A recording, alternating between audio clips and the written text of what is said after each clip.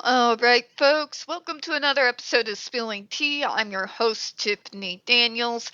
And folks, it's getting late. I'm beginning to feel the hanger.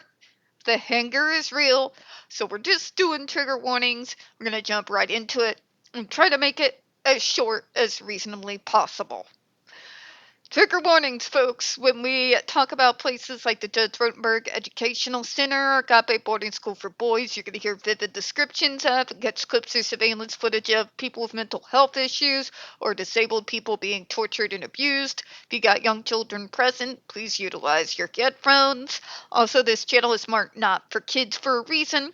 We use profanity on occasion and speak on dark subjects. If your child's 16 and younger and watching, folks, parental supervision, all right?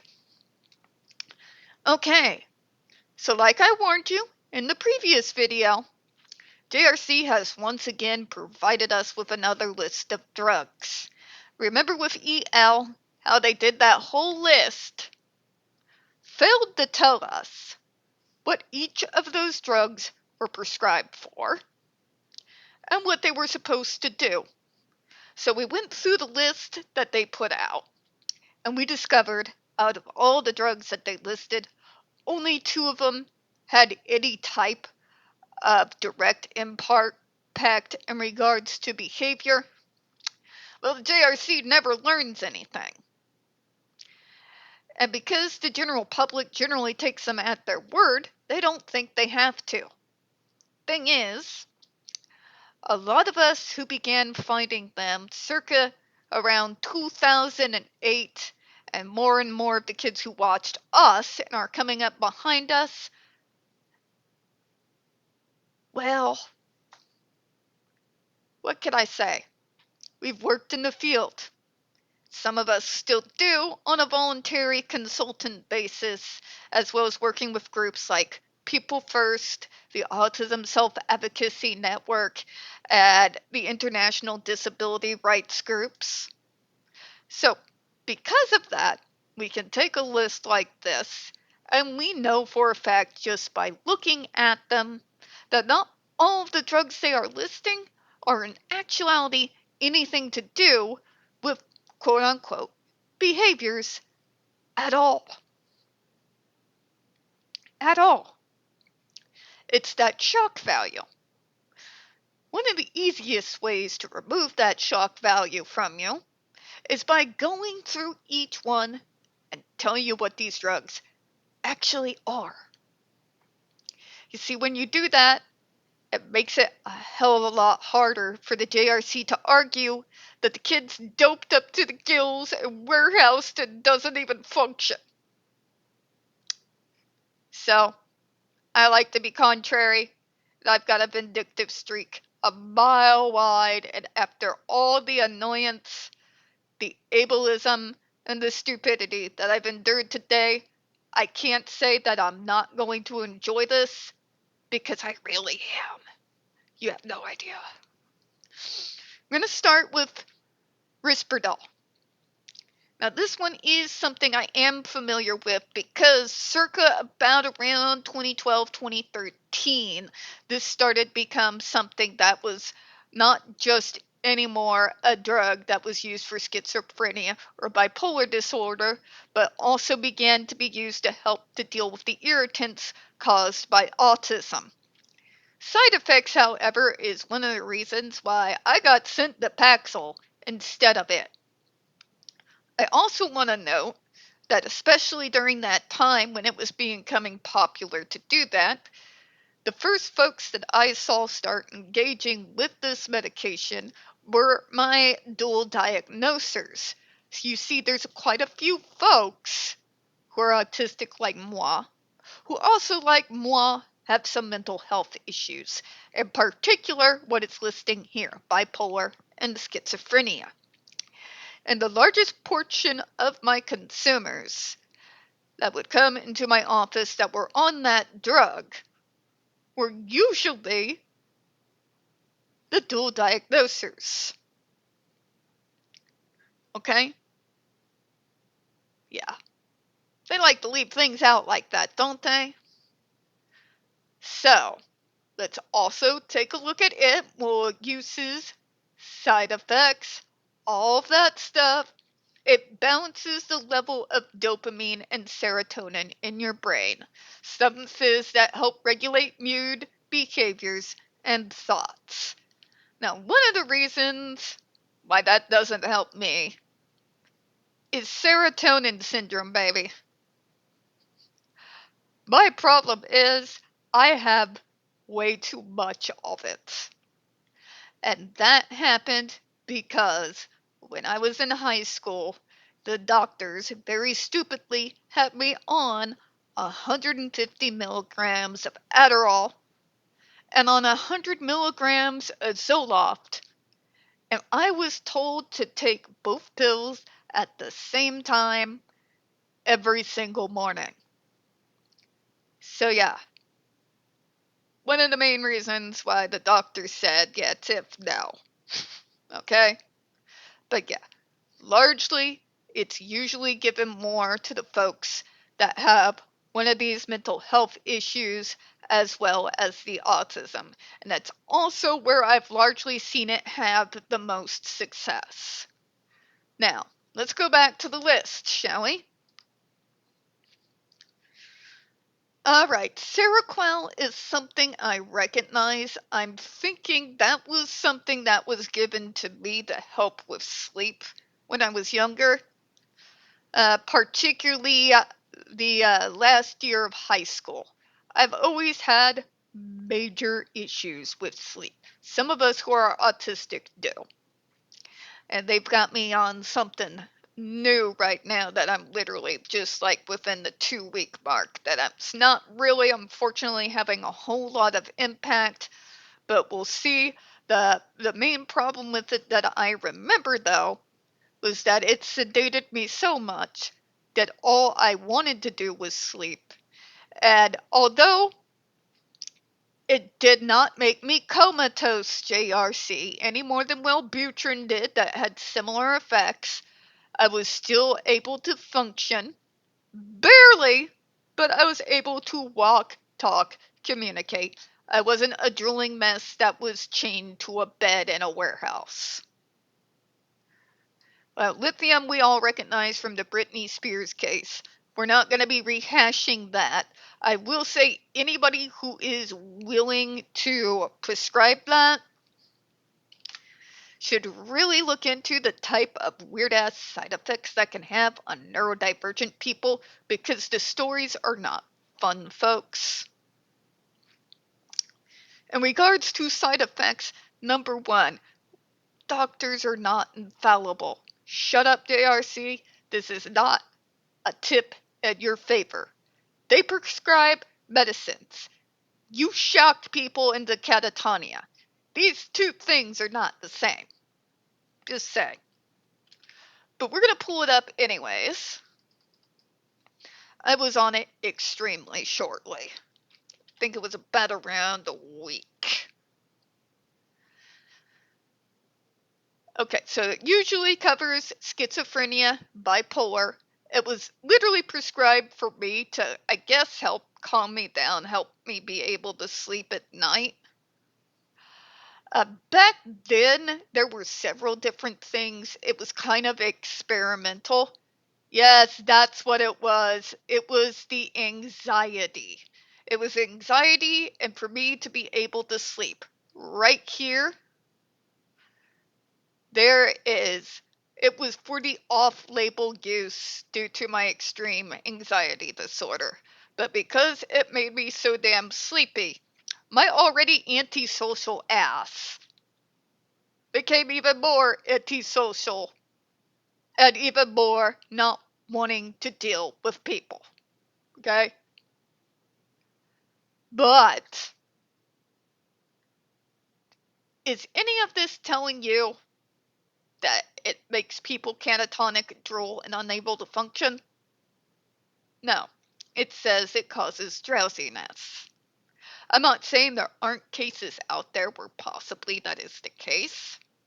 I'm just saying, in a large part, it does not make you catatonic. But you were sedated. not to the point that I wasn't able to function.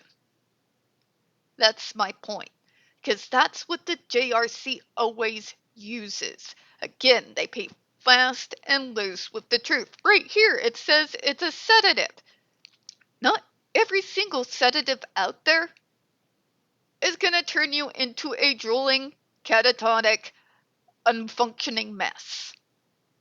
That's what the JRC is trying to get you to buy.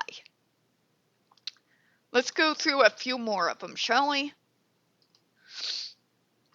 Clonidine. This one's somewhat familiar, but I might need a little bit of refresher. So let's go ahead and we're going to pull this up. Clonidine is a sedative and an antihypertensive drug.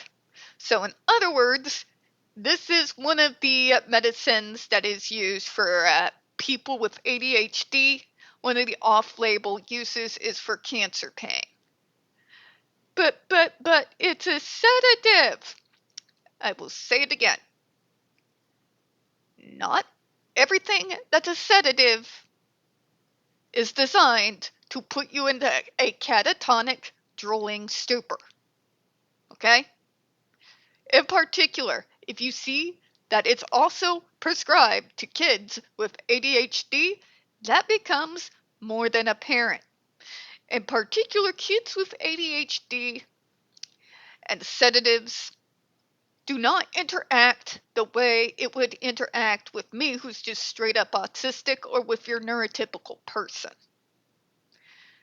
They are acting on a higher energy level than you and I.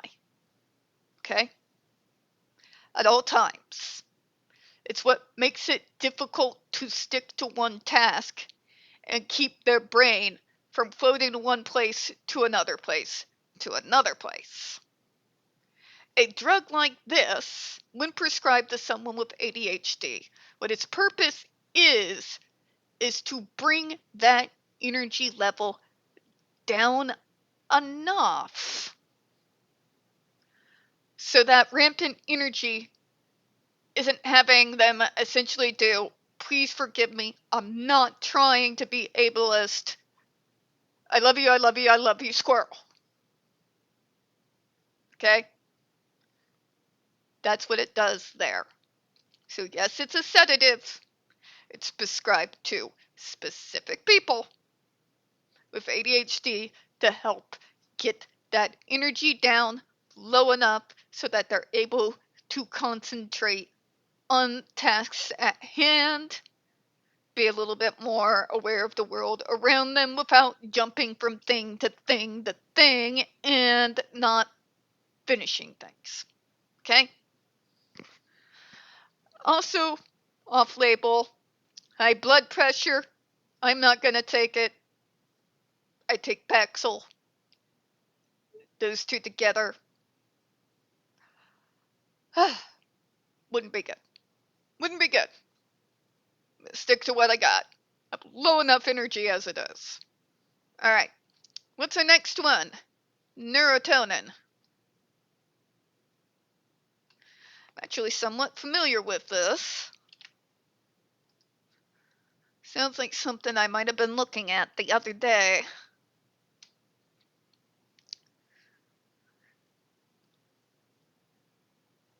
And there it is, folks. Also nerve pain medication.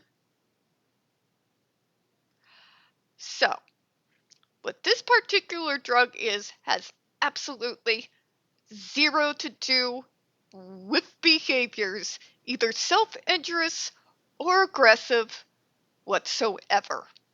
Like EL, it's specifically used to help manage particular types of epilepsy. Also helps with nerve pain, for people with fibromyalgia, things of that nature, but it makes you dizzy and drowsy. I hate to be the bearer of bad news, folks, but you're kind of hard put these days, unless you're talking things like Ritalin or Adderall, to find a medication that doesn't cause you at least a small amount of drowsiness. But NyQuil has a bit of a sedative in it to go to sleep at night, doesn't it? It doesn't put you asleep by itself, does it? These things have levels. This is why context is king.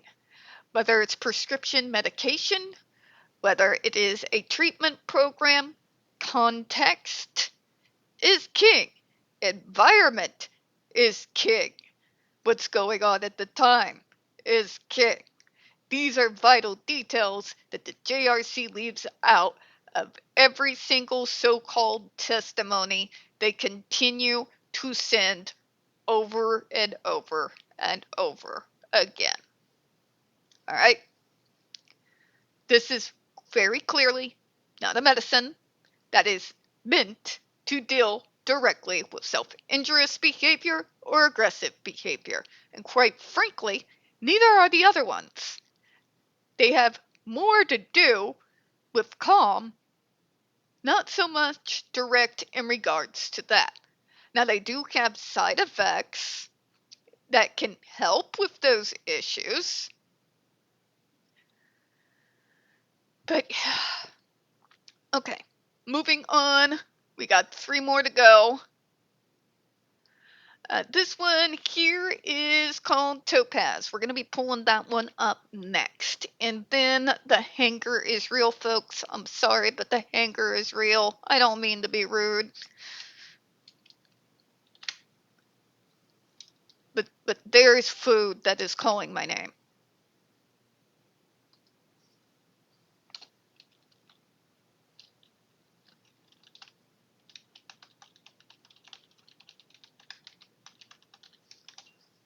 There we go. Okay. Would you look at that? Would you look at that, folks? It is another medicine that is used to treat seizures and prevent migraines. Used also in things like Lennox-Gastaut syndrome, a severe form of epilepsy that starts in early childhood. Again, another drug that does not deal whatsoever with self-injurious behavior or aggressive behavior. May it accidentally affect it? Yes.